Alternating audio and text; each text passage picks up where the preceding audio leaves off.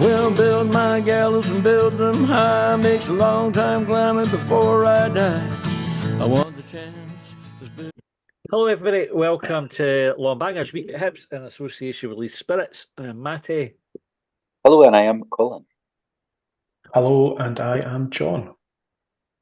How are you doing? John, I'll come to you first. How are you doing? I'm all right. The world's gone to shit, but I'm doing all right. The world has gone to shit. And just is there something in particular that's triggered that, or is this just a general observation, John? Is this going to be the single most pessimistic week at Hibs we've ever done? Like, it doesn't fucking matter what's happening with Hibs. The world has gone to shit. It's funny, the world has gone to shit, and now I need to try and think of an optimistic slant on all things Hibs. All right, Colin, do you want to... I don't know, could you lower the mood? I'm all right. I'm all right. I think lower it. Nah, I don't think I could. No, I don't think I could. Could start talking about Trump getting back in. No. Oh, fuck. Yeah, save that for another day, will we? Right, so we've got, I was going to say, a busy episode. Can an episode be busy? Can it be busy in 30 minutes? I don't know. How much can you get done in half an hour? We'll have a look. Probably not as much as you would think. I wouldn't like to stealth post. Nah.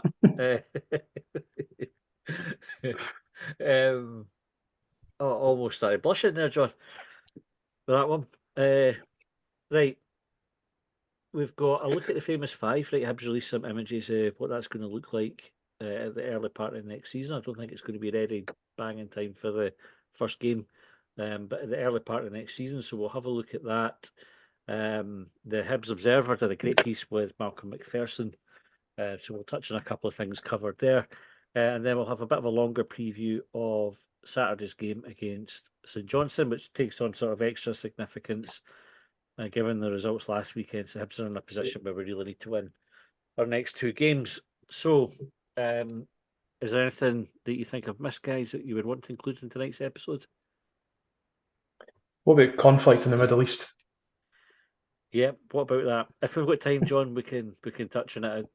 We do have some strong views. We often get talking points on a Saturday post-match, particularly when we've had a defeat. We'll get, why is Lewis Stevenson playing? Why is Paul Hanlon still at the club? Monty must go. 4-4-2. And what about Israel? It's a common theme. It happens a lot. So tonight might be the night where we touch on it. Probably not. If we've got time, we might get to it. Right, let's have a look at the famous five. So Hibs announced Hibs had a wee event on Monday night where they had a variety of their, I think, Pioneers customers down to have a look at the plans. I was fortunate enough, thanks to, before anybody gets carried away about, fucking you're in the club's pocket and all this shite, because of our association with Leith Spirits, and thanks to Greg there, he had a +1. So I managed to tag along and see what they were talking about. And I have to say the plans looked terrific. I was paid to say that by Hibs. Does this seek how you got invited by Greg? Does that mean that you're in the club's pocket by proxy? I don't know. I don't know if that means that we're in Leith Spirits' pocket, but that's sort of like the plan of the association. We say nice things about them. They, give us tickets to give away. So I think that's how it works. Obviously being facetious, Hibs obviously have no input into what we say, just to be perfectly clear. I'm just taking a piss and trying to make it awkward for Matty. I know. This is what happens, eh? But folk do get carried away. It's happened before where we've talked about, we've been into hospitality and you get a mouthpiece for the club and you fucking didn't want to lose an interview and blah blah blah. What a lot of shite. Anyway, somebody says it's just my opinion. That's what they said. But your opinion's wrong. Like you can still be an opinion and be factually incorrect. Ken, like it's just my opinion that water doesn't turn to steam when you boil it. Right. Well, you can have that opinion. You're still wrong. I really didn't mean to set you off on this. It's on a diatribe, Gary. It was just dinner. It was just dinner. I hate things like that way. Like it proper boils my pish. Right, can you see on the screen we've got this is for the Hibs website, the Hibs official website. Again, not being paid to use it. So these were some of the images that showed it. Actually, one of the things that they showed on Monday night that aren't included in the images here was a sort of mesh facade. Facade, is that the right word? Facade on the sort of front of the Famous Five. So the Famous Five's getting a proper revamp, right? They said that at the time when it was built, which would have been early 90s, I think, it was sort of state of the art, but it's more just a state now. And they said it's pretty much going to bring it back up to a modern stand. So they have this massive sort of bit of artwork that they can replace when they want to. Pretty easily, they can change the imagery on it, which look well smart. So if you're coming up from, is it Sinclair Street that leads up to the Famous Five? If you come up there, it'll look pretty spectacular. They're putting the ticket office in there. They're knocking through the club shop, so that's going to go right into the concourse where that is just now. So a lot of work happening to even just like the sort of the entry point, the Famous Five, where you can go in. The ticket office will be there, and then the shop, which is going to be run by Fanatics. It's a good thread on Hibsnet about that. So some people kind of, I think, posted some links. And I don't know if it's to the stuff that will be on sale for Hibs or if it's just some holding images, but you can go and have a look. Apparently, it's a very lucrative deal for Hibs. And then the first floor of the Famous Five will be for community use. And I don't think that's reflected in the images that Hibs have shown here. But this is like their sort of Albion bar type offering that you can tag on. So I don't know what your first impression. This is like your first, but you got the bar at one end. Obviously, your tables. You've got a good view of the pitch. You've got these screens up. You'll not get the view of the pitch. That's just for the images. I'll have to go blind in that. You're not allowed it. At half time, you can't have a view of the pitch at half time, but you can before the game. Aye. Can you? Aye. You can't have it. Why can you not have a view of the pitch at half time? If you're having a pint, you can. If you're serving alcohol, you can't serve alcohol where there's a view of the pitch because I was even at laws.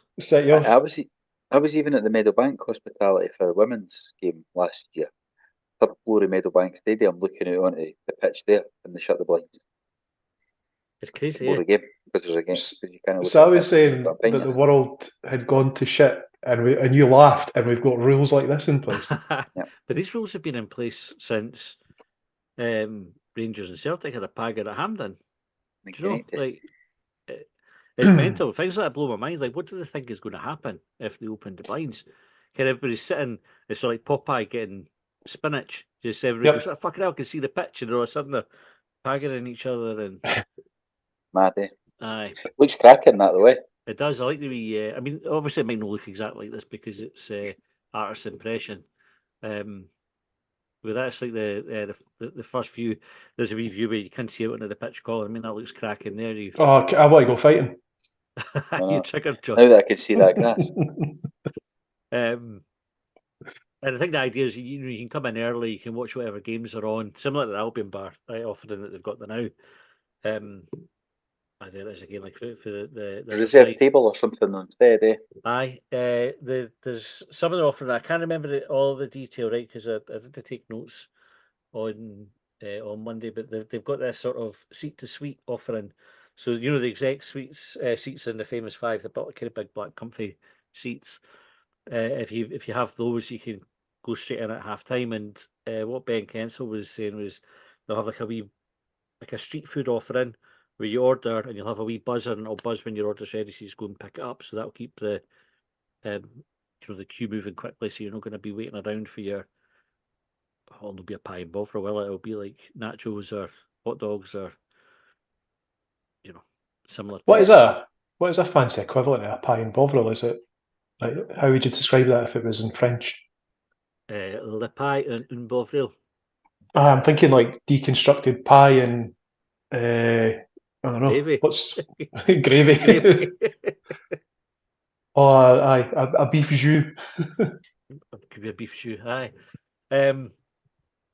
So they'll have this wee bit here, like you can see, they've got the 5 busts there from the Famous Five. These were commissioned and paid for by the late Stephen Dunn. who sadly passed away last year. So this was work that he got underway.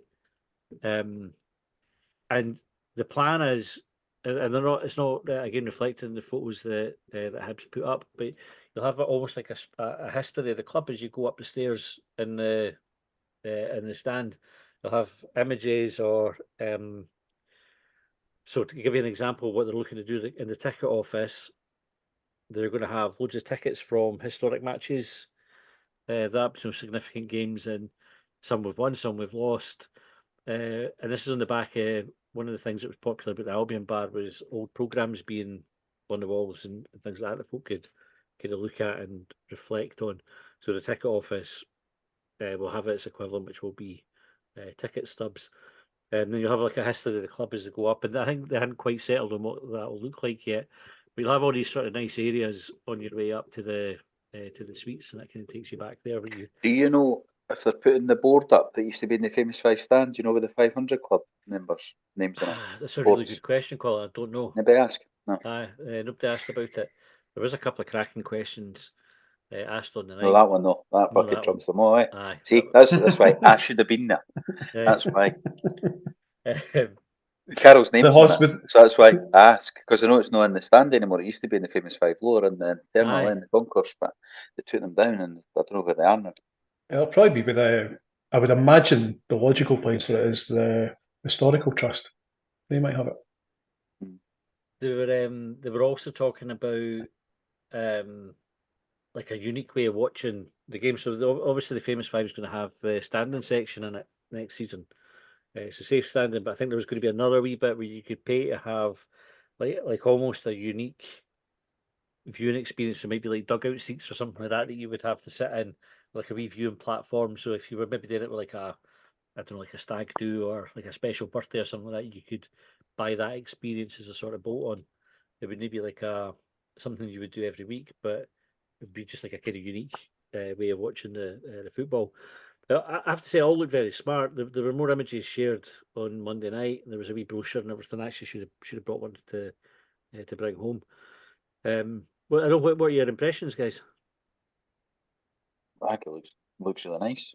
Yeah.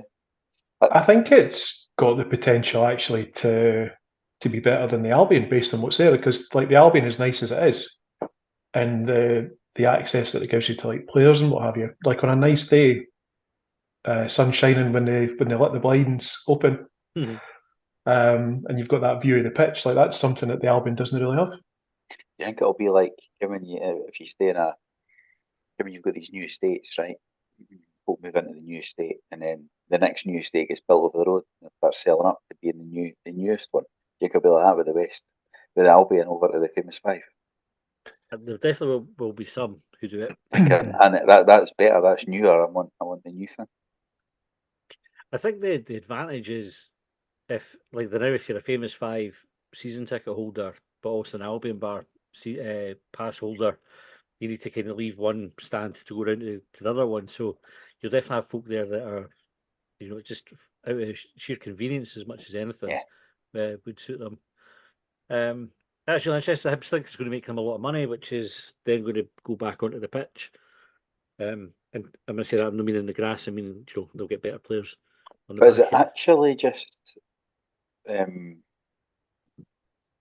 season ticket sort of thing? It's not like there's not a hospitality bit. It's just like an expensive season ticket because you can access to a bar. I think so. Let me have a look and see if it says in the blurb here, Colin. So here it says like behind the goals, premium sports bar experience, pitch views, pre-match access, post-match access with flexible closing times, a reserve table, a card bar, and some people weren't sure what that meant. That just means like you pay by card. Street food to purchase. Are you taking the piss? Like, so they asked what that meant. Seriously, it was a question that came up. No, to Ben, but like around the tables. Street food to purchase, half-time access, executive seating in the famous five upper, and I noticed they've clarified here it's only to the Premiership fixtures as well. The £800 per person for the season ticket, and then you can get a bolt on for it as well, which is limited, and you can get match by match as well on a limited basis. So as an Albion bar with a reserve table. Aye. and pitch views. That's what I was wondering. I wonder how much money they can make out of that. But fair enough, if they think they can, it looks cracking. Aye.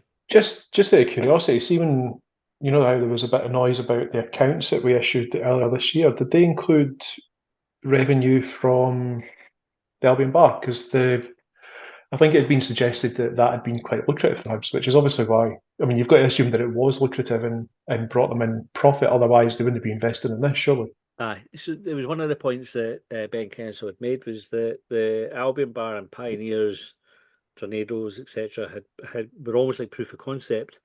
So they'd been confident that it would become a big money earner. I can't remember the multiple, but it was something like 4 times more income with the new hospitality suites than it was before. It might even have been higher than that. I can't remember the exact figure, but it was like enough that you would go, well, that's significant. And so they had a good business case to go and spend the money to refit the famous five. I think it'll look great. Like I think it's one of these things. Like Ron Gordon talked about the match day experience, and I know a lot of people sort of sneer at that phrase because the traditionalists, like most of us, just go, well, we're not really bothered about the experience. When we go to football, you just want to turn up, watch a good team, get a good result, and then go home. But you can see, obviously, that it does matter to some people. The folk that have got the money and the will to go and do it will go and spend that, and I'm sure it'll be very popular. They've sold, I think, 70 without anybody having seen it, just on the basis of what the Albion Bar's done. So it's like that housing scheme thing that Colin was talking about there, just buying off the drawings. Aye. Right, let's move on and talk about Malcolm McPherson just briefly because it was a really, really good article in the Hibs Observer. And again, the Hibs Observer do loads of great work as a subscription thing, so we're not going to go and sort of share all their content. I would recommend going and having a good look yourself, but we'll just pop it up on the screen just as a kid, so you've got a bit of something to look at. But it's a really good interview. He talks about sacking Soze when he was at the club first time round. He talks about how he'd got a relationship with Tom Farmer and then leaving the club when that became a wee bit sort of frayed. And then spoke very, very highly of Ron Gordon and his ambitions for Hibs. And then I think the thing I wanted to talk about, and it'll come on to us previewing the St Johnstone game, was he was absolutely certain that Nick Montgomery's going to come good. He's got like a plan. He trusts him, and it's just really been a case of having had bad luck so far that's prevented him achieving what he's achieved. And Colin, I'll come to you first. What do you kind of think of that point of view, that perspective? I think bad luck. I'm not going with the bad luck one, but did he mention referees? No, is that what he's meaning? Yeah, well, I mean, I guess that's what he's meaning. I think that's bad luck. That's not the referees. It's not lucky. It's not bad luck that the referees are treating us like they are. What is it then? I've got a tin foil. I've got a tin foil in here. Aye. But it's unlucky for us, isn't it? Like if we're the club that they're picking on, like that, because it's out of your control. I think that's the point, isn't it? Like if it's not in your control, then it is. I don't know. Is luck what's to blame? John, what do you think? It's why do I think that Montgomery hasn't been as good as he could be, essentially, or so to rephrase it, McPherson reckons that Montgomery will come good, and the reason that we haven't been so far is largely due to bad luck in VAR. There's a variety of factors. I think the first one is the instability of the club for a number of years.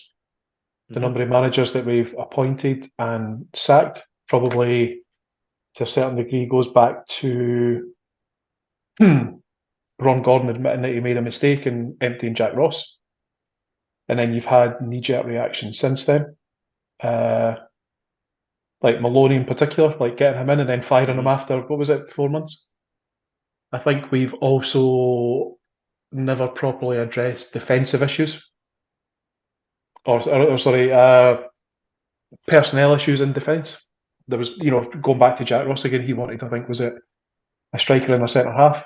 What we got was Darren McGregor and I don't know who else. So it's a multitude of things. It's not simple enough to be able to go, well, we've had bad luck this year. I think the recruitment to begin, where Montgomery came in, he came in after we sacked the manager after 3 games at the start of the season. I think that's another factor. So, I don't know if you're looking for a definitive answer there. Like I try not to kind of pin it on one thing. Like I try and look at it from a holistic point of view. We actually had a similar conversation, or the start of a similar conversation on Hibs.net earlier on when they were talking about somebody was talking about giving managers time, and they rattled off, would you have given Butcher or Maloney or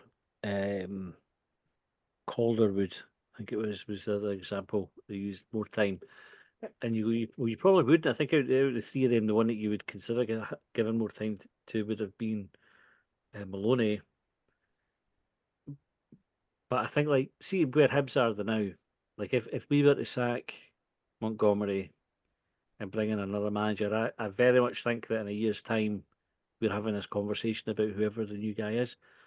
Because I think it's too easy to just say it's the manager's fault, and it's too easy to just say it's the folk hiring the manager as well. Because I think the recruitment process they reviewed when they went to from Maloney to Johnson, and from Johnson to Montgomery, they've reviewed how they've done the recruitment and who's involved. And I think, like, I mean, Colin, you'll probably be well versed in your sort of root cause analysis. It's probably too easy to just say, "Oh, it's the manager's fault," and changing the manager will fix things. But if changing the manager consistently isn't fixing the issue, you probably have to look elsewhere to see what's causing the failure. What do you think? I agree with that because it's just that I think sometimes we sack the manager just to calm the noise, Mm-hmm. and it's a short-term solution, but the problem is a long-term problem sort of thing. You know what I mean? And it's you just batter out. That'll shut them up a wee bit. You know, and then we'll change it, and we're just back to square one 3-4 months later, and they must win games and Aye. it's like the manager territory, which is what we're probably coming on to. Eh? Well, Speaking of must-win games and articles in the Observer, Matthew. aye.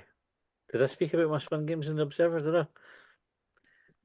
Don't know, didn't I read did. it. No, I did. Well, it is, isn't it? Like, so Saturday is a big one for us, right? If we want to get top 6, which I kind of isn't an achievement in itself, but you have to get top 6 to get 4th, which is, I suppose, what still is our outside target, like a stretch target for where we are now. We can't do that if we didn't win the next 2. I don't think.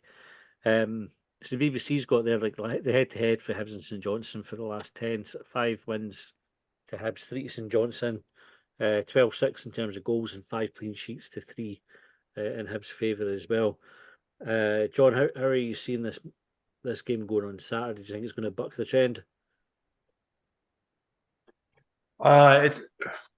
It's hard to say. I'm unfortunately my eyes are drawn to Craig O'Veen on the screen just now, and it just conjures up images, which isn't helped by the fact that the weather's meant to be absolutely stinking on Saturday. It makes me think. I think it's meant to be really wet and windy. However, as much as I've got a bit of doom and gloom on, I was having a wee look at the table before, and something I've used as a bit of justification for Hibs' possible results coming up is Hibs have scored almost twice as many goals as St Johnstone this season, and I'd like to think that at home we are going to score twice as many goals as them, and that should mean that we win the game. And the last game, Colin, at McDermott Park was a shocker for Hibs. So one of the worst games we've had this season. I think no shots on target. How likely do you think a repeat of that performance is? Well, I think we're a bit of a different team now. Eh? We're playing better. Our form's actually good despite. Is that there? Eh? Was that a draw, 2 wins and a loss? So in the last 4, and the loss was obviously at Ibrox, where nobody really expects to go and pick anything up. So I think our form's okay, but where are they now? Let me have a wee look. They're higher up than I thought, actually. This is the form table, Colin, rather than the league table. Oh, purely sorry, right. Aye. But So where are St they then Johnstone in the are league? ninth, and so on the form guide for the last 4 games, Hibs are tucked in behind Celtic. We're above Rangers in the form game, But they've played a game fewer. So, however, the transfer market website picks it out from match day 28 to 33. So Right. Dundee and Rangers they're both a game fewer. So one of them would, like, if Rangers were to win that, they would go ahead of us in the form guide. So I still don't know if St Johnstone are in the league, but they're what, second, third bottom, something like that. So Third bottom. Third bottom. Because Ross County are second bottom. So they're going to come and try and get something. Obviously, they're going to try and come and get something in the game, but the way they'll do it is in a real fucking negative, boring way, isn't it? Try and sit in. What's the points here on the table? Here's your last 5 games. Right? So the form guide changes a wee bit in the last 5. We're not quite as good as we're in the last 4. This is actual league table now, Colin. As well. Fucking hell, man. Right. So we've got the form guide decided. This is fucking. These graphics are too fancy. Right. So St Johnstone are a point ahead of Ross County, sitting at the bottom. Aye. Ross so County play Kilmarnock this weekend. I was just having a look at the same thing to see, like, if during the game, because we're getting to that sort of like arse clenching point of the season, if St Johnstone come and make it difficult and try, like, is a point good enough for them? Is it must win for them? As it is for us? Especially if Ross County are playing at Kilmarnock, or St Johnstone looking at it thinking that Kilmarnock will take points off Ross County. I think St Johnstone will be happy with a draw on Saturday, right? So they've got to come in and just line that up along the goal line, So it's got to be, they've got to be, stop them playing, make it tough, get the fans on their back. That's got to be all Levine's chat. Wouldn't be surprised if who's their best player now in Kenya is, they'll be saying he's injured again, and he'll turn up and surprise us. So it's we're doing the full hang. What we need is an early goal, right? Because then that means they can't stand and frustrate us, because that's what they're going to be doing. What's the weather? Pish and rain as well. Who was the game earlier this season? Was it? I think actually it was against Ross County, where I think we'd had maybe like 3 games in a week or something like that, and it took until about the 70th minute for Hibs to score. And I think, Matt, you'd maybe described it in your Observer article as a bit of a gritty performance and, you know, tired legs after Hibs exertions throughout the week. I don't know if an early goal is as important as patience if it doesn't come.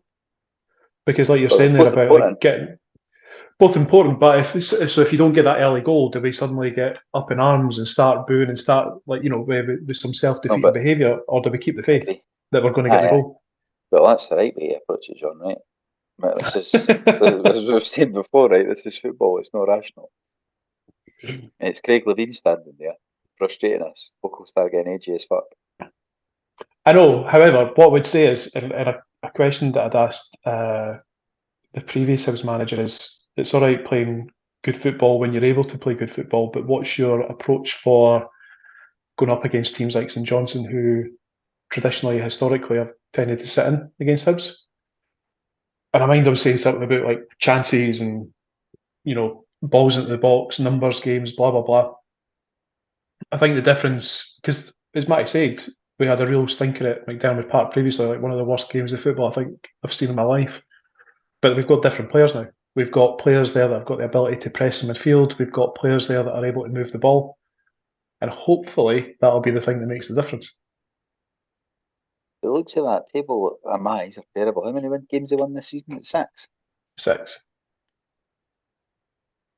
We've only won 3 more games than them this which season. is mental. And we've actually conceded more goals than them as well, which is also mental. 43. I wasn't going to mention that in my goals as justification that we were going to win, chat. You can see that's like definitely been our Achilles heel this season. Like, scoring goals has been a big problem for us. Like with 42, we're one of the highest scoring teams in the league. But how many games is it we've drawn 2-2? Is it 8 or is it 9? 9, I think. Russia, if that includes cup games. So take those 9 9 games out of the equation where there was 2 goals conceded and you're down to 30 goals, and it's a completely Aye. different outlook. But we're also pushing And third place, mate. we're pushing third place. Aye. By a mile. Aye, it's bloody frustrating, isn't it?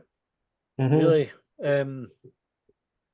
I don't see St Johnstone being a big threat on Saturday. I tend to agree with you, Cole. I think they'll come and try to just take something. They're almost safe. Like, when you look at Livingston, they're getting quite detached. What they're at 11 points in front of Livingston. It's not going It's to just a take much playoff more. place. Aye. We're playing for the playoff Yep. place.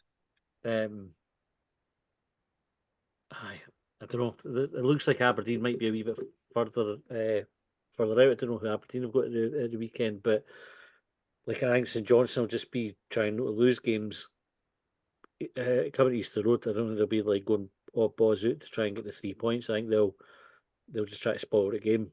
So we need that patience that you were talking about, John, and we need to keep a clean sheet. I think Livy play Aberdeen on Saturday you'd fancy Aberdeen to win that one. Livy a Yeah. proper hump, didn't they? at Livy. Did you see Livingston complaining about the Celtic fans sneaking in a banner, and then the photo of the banner that they sneaked The in? largest banner in the world. It was like a fucking massive roll of carpet. It was like, where the hell I think for that? Without anybody fucking noticing. I Mental. went to Google it because the first picture that I saw, it looked like this like giant comedy yellow cigar that they'd brought in, and then I saw a picture of it later on, and it was pretty much the entire stand. Aye. Mental. Who's Like got the that time fir- to be fucking making something like that anyway? Like in the inclination, came up all day. We'll get a big bit of fucking lino, and just drawing it for the football. But Barry, knock yourself out. Right, score results because we're out of time. John, what's the score going to be? 2-1 Hibs. Go for the straightforward 2-1. Colin, what about you? 2-0. Hibs. I think this is going to be our day. I think it's going to be a similar performance to the one that we put in against Livingston. I think we're going to show that St Johnstone are shite, and we're going to win 4-0. Aye, that's a big prediction. Aye, and then we'll be buzzing going into next week against Motherwell. And they can let us Bit down in the then. balance. I will be going into that one. God, yes, here we go. It's happening. Fourth is back on. Anyway, right. Thanks very much for subscribing. If you're listening to this and the St Johnstone game's already happened and you're going, these are fucking idiots because we were all wrong, subscribe and then you'll have the same excitement as we've got the now because the game wouldn't have happened yet and we might sound more clever. Got that enthusiasm still. Aye, that's it. But we'll sound like no distraught. Anyway, because you'll have listened to actually us reviewing the St Johnstone game before this comes out next Thursday, because we've done Longbangers on Sunday. Of course. So you'll have heard the predictions after the review, which is a weird way to do it. Just subscribe and you'll get it real time. Anyway, thanks for tuning in and we will see you next time. Well, they trailed me down when I broke free. I drank all the whiskey in Tennessee. I don't drink water, no.